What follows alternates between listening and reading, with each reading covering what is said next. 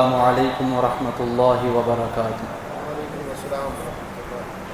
الحمد للہ رب العالمین والعاقبۃ للمتقین والصلاة والسلام علی سید الانبیاء واشرف المرسلین وآلہ واصحابہ کلہم اجمعین، اما بعد فقد قال اللہ تبارک وتعالی فی شان عظمت حبیبہ الکریم تشریفا وتعظیما، ان اللہ وملائکتہ یصلون علی النبی یا ایھا الذین آمنوا صلوا علیہ وسلموا تسلیما، اللہم صل علی سیدنا محمد وعلی آل سیدنا محمد وبارک وسلم۔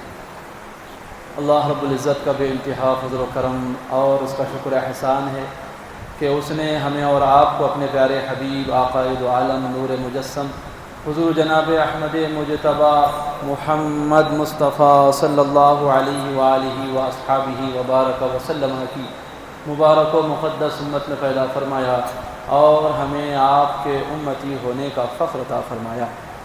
اللہ رب العزت کا کروڑ احسان ہے کہ اس نے پھر سے ہمیں ماہ رمضان جیسی عظیم نعمت سے مشرف فرمایا اور اس ماہ رمضان کا پہلا روزہ رکھنے اور دوسری تراویح پڑھنے کی بھی اس نے ہمیں توفیق عطا فرمائی، الحمدللہ علی ذلک۔ ہر عبادت ہر مسلمان پر لازم و ضروری نہیں ہے، پہلی بات تو یہ سمجھ لیں، ہر عبادت ہر مسلمان پر لازم و ضروری نہیں ہوتی ہے۔ زکوٰۃ ہے، عبادت ہے، اسلام کا اہم رکن ہے، لیکن ہر مسلمان پر لازم نہیں ہے۔ حج کرنا اسلام کا اہم رکن ہے، اہم عبادت ہے، لیکن ہر مسلمان پر اس کا کرنا فرض نہیں ہے۔ تو اسی طرح کئی ایسی عبادتیں ہیں، کئی ایسے کام ہیں جو ہیں تو عبادت، ہیں تو اللہ کا ذکر، ہیں تو شریعت کا حصہ، ہیں تو فرائض واجبات سنن مؤکدہ سے تعلق رکھنے والی وہ عبادتیں، لیکن ان عبادتوں میں سے ہر عبادت کا کرنا ہر مسلمان پر لازم و فرض نہیں ہوتا ہے۔ پھر شریعت کا اصول کیا ہے؟ شریعت کا اصول یہ ہے کہ جو عبادت جس مسلمان پر فرض نہیں ہے اس مسلمان پر اس عبادت کے مسائل سیکھنا بھی فرض نہیں ہے۔ جو عبادت جس مسلمان پر واجب نہیں ہے اس عبادت کے مسائل کو سیکھنا بھی اس مسلمان پر واجب نہیں ہے، یہ ایک اصول۔ دوسرا اصول شریعت کا یہ ہے کہ جس مسلمان پر جس عبادت کا کرنا فرض ہو جاتا ہے اس مسلمان پر اس عبادت کے مسائل کو سیکھنا بھی فرض ہو جاتا ہے۔ جس طرح عبادت کے فرض ہو جانے کے باوجود بھی عبادت کا بجا نہ لانا گناہ ہوتا ہے، اسی طرح اس عبادت کے مسائل کو نہ سیکھنا بھی گناہ ہوتا ہے۔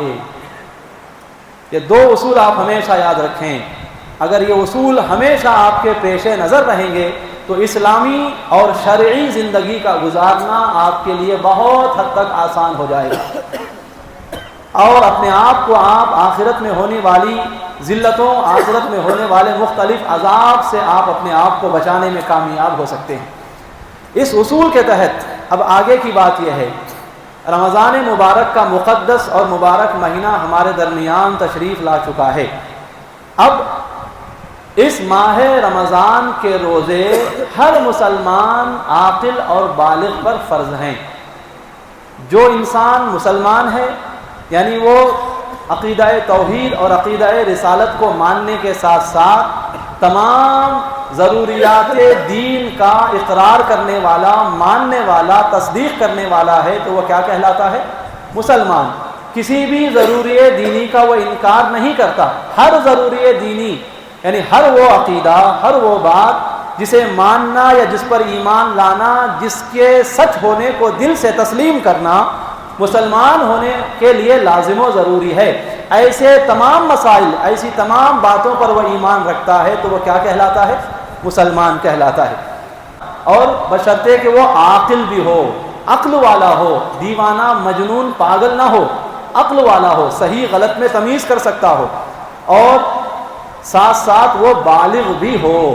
تو ایسے ہر مسلمان پر روزہ رکھنا کیا ہے؟ فرض ہو گیا، روزہ رکھنا فرض ہو گیا۔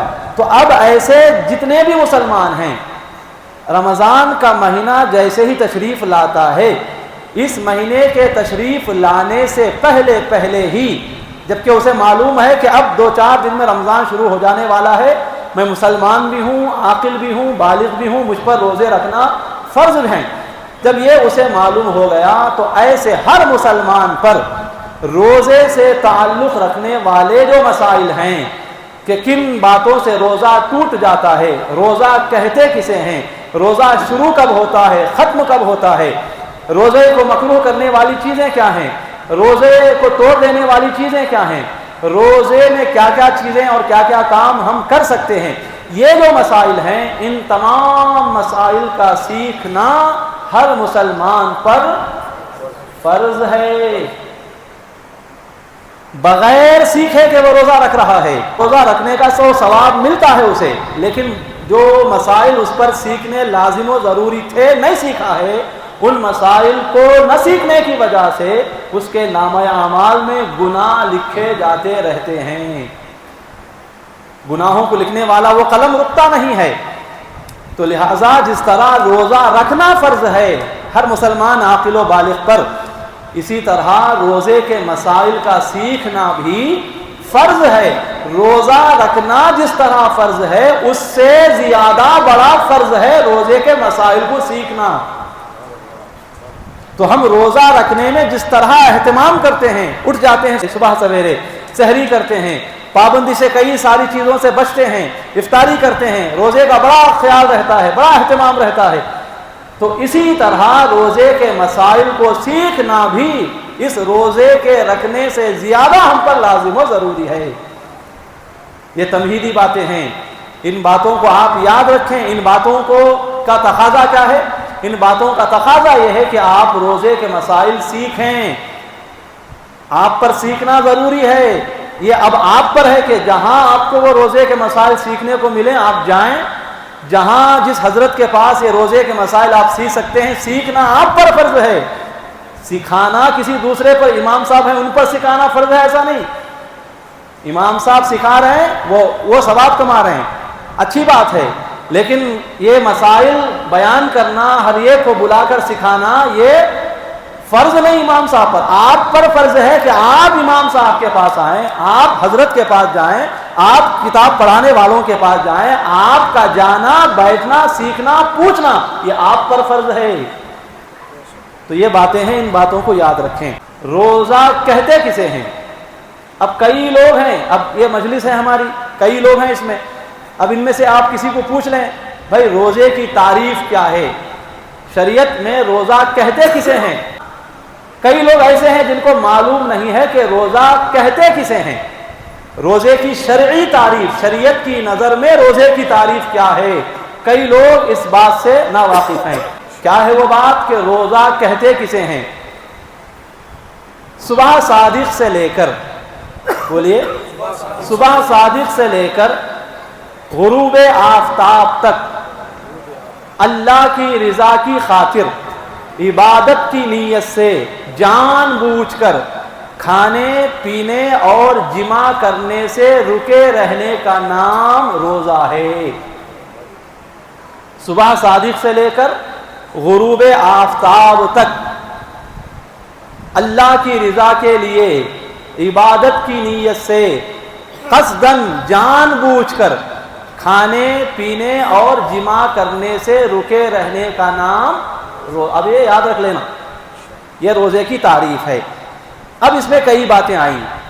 ایک بات ہم نے اس میں سنی، صبح صادق، صبح صادق سے روزے کی ابتدا ہوتی ہے۔ اب یہ صبح صادق ہے کیا؟ تو یاد رکھیں، صبح صادق سورج کے طلوع ہونے سے پہلے، سورج کے نکلنے سے پہلے تقریباً 1 گھنٹہ 1.5 گھنٹہ پہلے، کبھی 1.25 گھنٹہ، موسم کے حساب سے یہ وقت بدلتا رہتا ہے، کبھی 1.25 گھنٹہ، کبھی 1 گھنٹہ، کبھی 1.25 گھنٹہ، کبھی 1.5 گھنٹہ، سورج کے نکلنے سے پہلے کم و بیش 1 یا 1.25 یا 1.5 گھنٹہ پہلے مشرق جہاں سے آج سورج نکلنے والا ہے، اس سورج کے نکلنے کی جگہ کے اوپر جنوب اور شمال میں آسمان میں ایک سفیدی نظر آتی ہے۔ وہ سفیدی جیسے ہی نظر آئے سمجھ لینا صبح صادق کی ابتدا ہو چکی ہے۔ اب وہ روشنی، وہ اجالا جو آج کے دن سورج کے نکلنے کی جو جگہ ہے، اس جگہ کے اوپر جنوب یعنی دائیں طرف اور بائیں طرف جو روشنی نظر آتی ہے، وہی روشنی پھیلتے پھیلتے پورے آسمان کو اپنی چپیٹ میں لے لیتی ہے اور پورا آسمان اس روشنی سے منور ہو جاتا ہے۔ تو یہ روشنی جس وقت شروع ہوتی ہے، اس روشنی کے شروع ہونے اور نظر آنے کا جو وقت ہے، وہی وقت کیا ہے؟ صبح صادق کہلاتا ہے۔ تو اس وقت سے روزے کی ابتدا ہو جاتی ہے، یعنی اس صبح صادق کے نمودار یعنی طلوع ہو جانے کے بعد اگر کوئی شخص کھاتا ہے، پیتا ہے، جمع کرتا ہے تو اور حلق کے نیچے کوئی چیز اتار لیتا ہے تو پھر وہ روزے دار نہیں ہے، اس کا روزہ ٹوٹ گیا، اس کا روزہ شروع ہی نہیں ہوا۔ سمجھ رہے ہیں آپ؟ تو صبح صادق نمودار ہونے سے پہلے پہلے ہی کھانے پینے سے اپنے آپ کو روک لینا اور جماع سے اپنے آپ کو بچا لینا، یہ روزے دار کے لیے فرض ہوتا ہے۔ اب وہاں سے ابتدا ہوتی ہے روزے کی، اور جیسے ہی سورج ڈوبا، سورج کے ڈوبتے ہی فوراً کیا ہو جاتا ہے؟ روزے کا وقت ختم ہو جاتا ہے۔ اب آپ افطاری کر سکتے ہیں، کھا سکتے ہیں، پی سکتے ہیں، جن جن چیزوں سے آپ رکے ہوئے تھے وہ سارے کام آپ کے لیے کرنا اب کیا ہو جاتے ہیں؟ جائز ہو جاتے ہیں۔